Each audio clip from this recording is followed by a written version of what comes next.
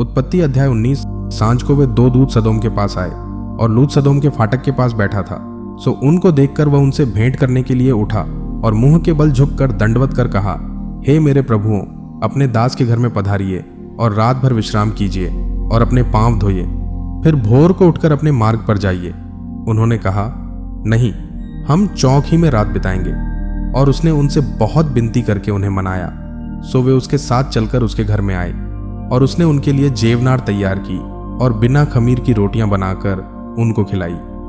उनके सो जाने के पहले उस सदोम नगर के पुरुषों ने, जवानों से लेकर बूढ़ों तक, वरन चारों ओर के सब लोगों ने आकर उस घर को घेर लिया और लूत को पुकार कर कहने लगे कि जो पुरुष आज रात को तेरे पास आए हैं वे कहाँ हैं? उनको हमारे पास बाहर ले आ कि हम उनसे भोग करें। तब लूत उनके पास द्वार के बाहर गया और किवाड़ को अपने पीछे बंद करके कहा, हे मेरे भाइयों, ऐसी बुराई न करो। सुनो, मेरी दो बेटियां हैं जिन्होंने अब तक पुरुष का मुंह नहीं देखा। इच्छा हो तो मैं उन्हें तुम्हारे पास बाहर ले आऊं और तुमको जैसा अच्छा लगे वैसा व्यवहार उनसे करो, पर इन पुरुषों से कुछ न करो, क्योंकि ये मेरी छत के तले आए हैं। उन्होंने कहा, हट जा। फिर वे कहने लगे, तू एक परदेशी होकर यहाँ रहने के लिए आया, पर अब न्याय भी बन बैठा है। सो अब हम उनसे भी अधिक तेरे साथ बुराई करेंगे। और वे उस पुरुष लूत को बहुत दबाने लगे और किवाड़ तोड़ने के लिए निकट आए। तब उन पाहुनों ने हाथ बढ़ाकर लूत को अपने पास घर में खींच लिया और किवाड़ को बंद कर दिया। और उन्होंने क्या छोटे क्या बड़े सब पुरुषों को जो घर के द्वार पर थे अंधा कर दिया। सो वे द्वार को टटोलते टटोलते थक गए। फिर उन पाहुनों ने लूत से पूछा, यहाँ तेरे और कौन कौन हैं?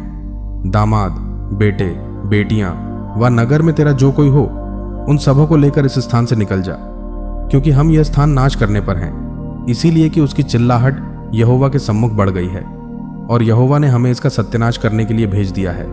तब लूत ने निकलकर अपने दामादों को, जिनके साथ उसकी बेटियों की सगाई हो गई थी, समझा के कहा, उठो, इस स्थान से निकल चलो, क्योंकि यहोवा इस नगर को नाश किया चाहता है। पर वह अपने दामादों की दृष्टि में ठट्ठा करने हारा सा जान पड़ा। जब पौ फटने लगी तब दूतों ने लूत से फुर्ती कराई और कहा कि उठ, अपनी पत्नी और दोनों बेटियों को जो यहाँ हैं ले जा, नहीं तो तू भी इस नगर के अधर्म में भस्म हो जाएगा। पर वह विलंब करता रहा। इससे उन पुरुषों ने उसका और उसकी पत्नी और दोनों बेटियों का हाथ पकड़ लिया, क्योंकि यहोवा की दया उस पर थी, और उसको निकालकर नगर के बाहर कर दिया।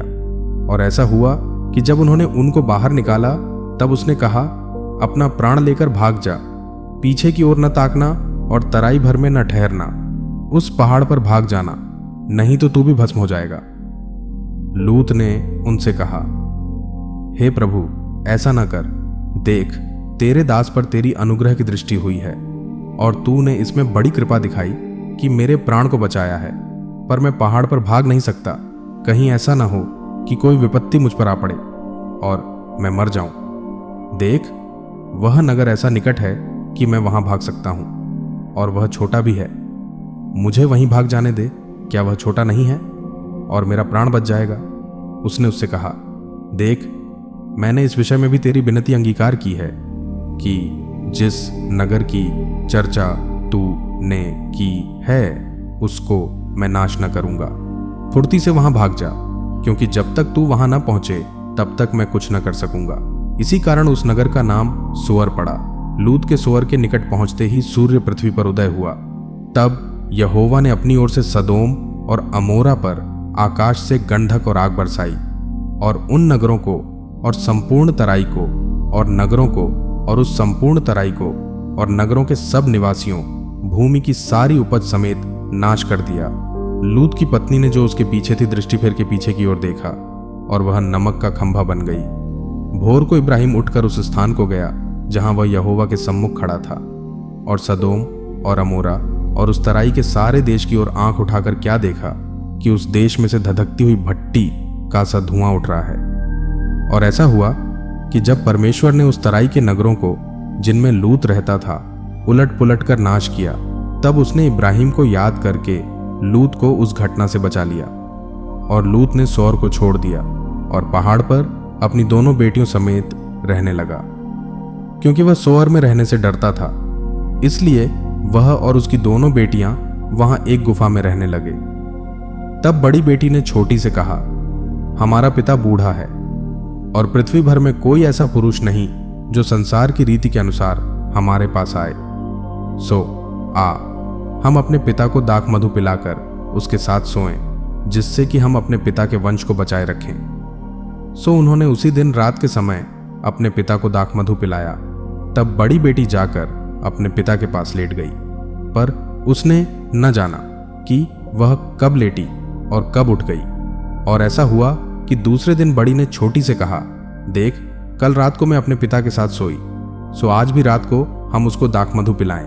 तब तू जाकर उसके साथ सोना कि हम अपने पिता के द्वारा वंश उत्पन्न करें। सो उन्होंने उस दिन भी रात के समय अपने पिता को दाख मधु पिलाया और छोटी बेटी जाकर उसके पास लेट गई, पर उसको उसके भी सोने और उठने के समय का ज्ञान न था।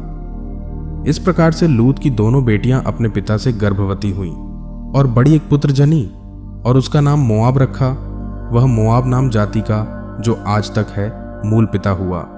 और छोटी भी एक पुत्र जनी और उसका नाम बेनम्मी रखा। वह अम्मोन वंशियों का जो आज तक है मूल पिता हुआ अनाओ।